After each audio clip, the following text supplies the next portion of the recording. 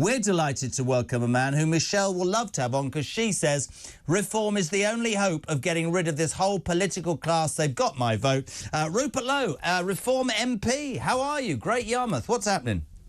I'm in good form, Jeremy. You? How are things with you today? Well, I'm doing my best, you know, as a 59-year-old balding has-been, Rupert. You know how it is. Bit like Try being 66. Try being 66, Jeremy. You look better than me. You're at the Commons, so they've given you an office. Now, here's a question. Are you all together, or are you all dreadful reform people, all in the same block? Or are you with other people? Who are you with? No, we're all up in, I think it's called the Yellow Submarine, which is up in the servants' quarters at the top of...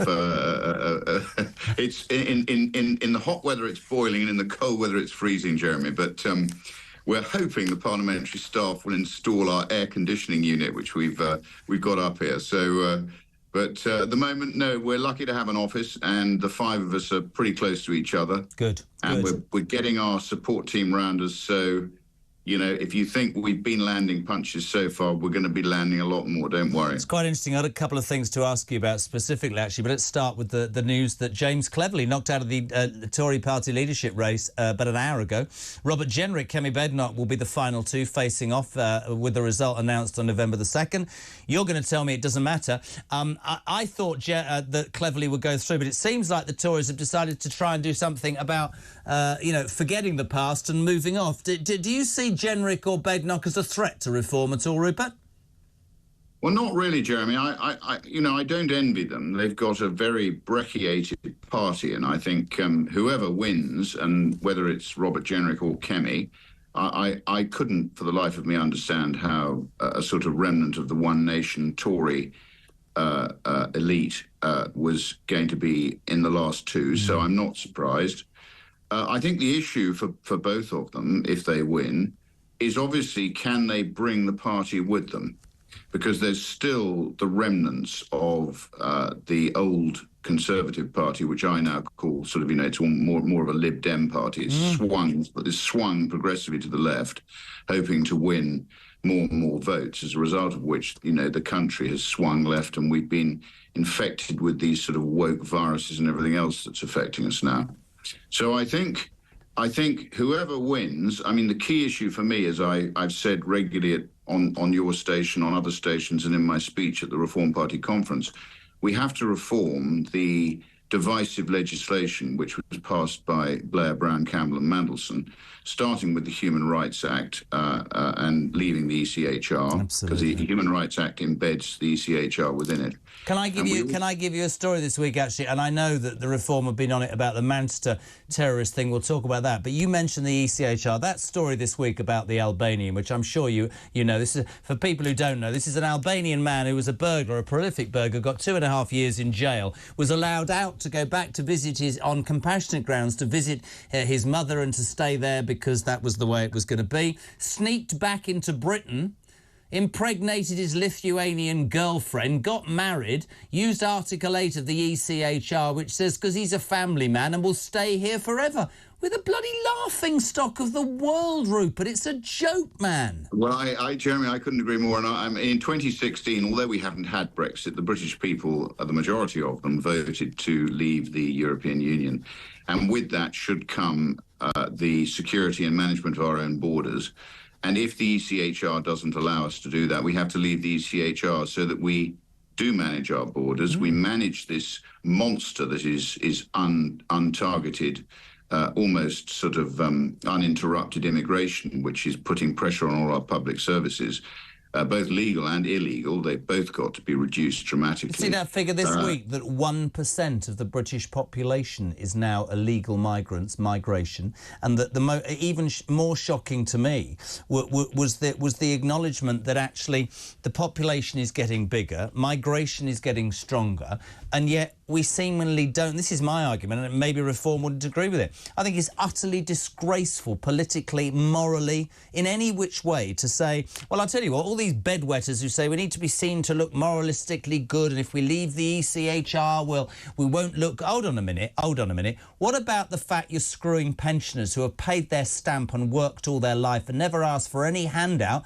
They're going to be cold this winter. I think we should be ashamed of ourselves under this government. I really well, do. This is the issue, Jeremy. I mean, the government should be protecting the interests of the British people, and particularly those who contributed, paid their taxes, as you say, contributed for very long periods of time.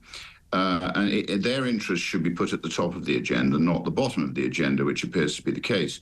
And I think for both Kemi and for Robert Jenrick, this is going to be the issue. Can they bring the party with them sufficiently to be able to, if elected, leave the ECHR, to repeal the Human Rights Act, to effectively repeal the Equality Act, and do all the sort of unbundling of the undermining of our Constitution, which was done by Tony Blair, Gordon Brown, Campbell and Mandelson. So, and one gets the feeling that's what the British public want, Rupert. That's Definitely. what I do believe. The British public want a sovereign nation. That's what they voted for in 2016.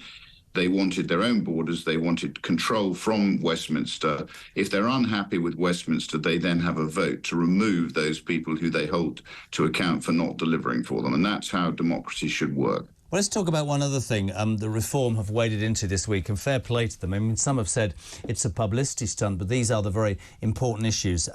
I'll take everybody back to July, when we saw some initially disgusting viral footage of a police officer kicking a man on the floor. What transpired very quickly was that the police officer was suspended and placed under investigation. Then other footage came out that these two thugs, had been attacking in a highly secure area, police, an airport, police who were armed. They had allegedly broken the nose of a female colleague by stamping on her on the floor and had been causing real problems. I would add this preface that people find appalling. If they'd been in some countries in Europe or America, they would have been shot. It is now October, and the CPS and the IOP, all of them have managed to somehow create a situation where these two men have still not been charged. They were paraded on television by a lawyer who's no longer representing them.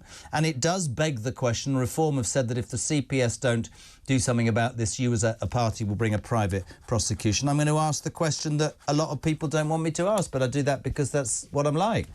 I see this along the same grounds as the Rotherham grooming gangs, British Pakistani men. It took 8 years. Are we seeing in this country, because these two men are Muslim, that we're taking a certain approach to people who break the law simply from where they come? That's appalling if that's true. Well, the first thing to say, Jeremy, is that the best form of justice is swift justice. Mm-hmm. And as you quite rightly point out, our legal system moves at a glacial pace, unless it's domestic people, and I don't condone in any form rioting. Pretty bloody quick, that, wasn't it? Arrested, charged, and in prison within 23 hours. That looked great, Sakir, didn't it? I don't think we've ever seen our system move so quickly. Yeah. And at the end of the day, I think in this instance, both the IOPC, particularly the IOPC, but the CPS. I've got experience of them. I had an experience with my manager, Dave Jones, who was charged with some pretty heinous things. And the CPS have this policy where they actually, on the whole, if it's not a clear-cut case and they're frightened of being embarrassed, they tend to let it run the whole way through to court and let court decide, so they can't be blamed. But in doing that, what they do is they actually penalise honest, decent people who've been wrongly accused of things. And so in this case, I stood by Dave Jones until the CPS brought the case. The judge, it took 14 months to come to trial. The judge dismissed the case within 2 days on the basis that the witnesses who'd been in a care home where Dave worked were completely unreliable. They would have got compensation had he been convicted from the state. So there's a reason for them to make these accusations in the first place.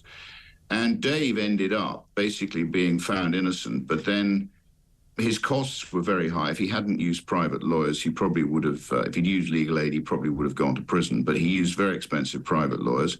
And the final insult to injury was that his costs were taxed. So he ended up with roughly £500,000 of the costs. As an innocent man, he had to find £250,000. Now, the girl at the CPS at the time, she wasn't held to account for what happened. She wasn't blamed for this.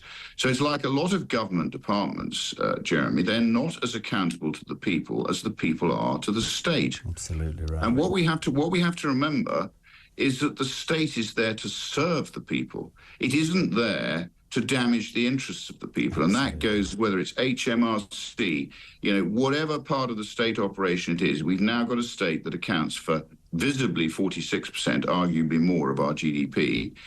A lot of it now in non-jobs, in diversity, inclusion, all the other sort of cancers that lie at the centre of what used to be a productive society. It's out of control. It is indeed. The only way for this to change is for the British people. Their power is through the ballot box. It'd be really They're interesting. already coming. Rupert, I could talk to you forever. I will say this. I've been very honest. I've been very open. I was a Tory voter all my life. I voted for Reform. I think Reform are onto something, and I patently disagree with people who say Reform are talking only of far-right policies. I don't buy that at all. They're speaking the language that many, many people in this country agree with. Rupert, I'm sorry to cut you off. Please don't think me bad, but we have to move on. The amazing Rupert Lowe. Well done. I got that wrong. Reform UK MP for Great Yarmouth.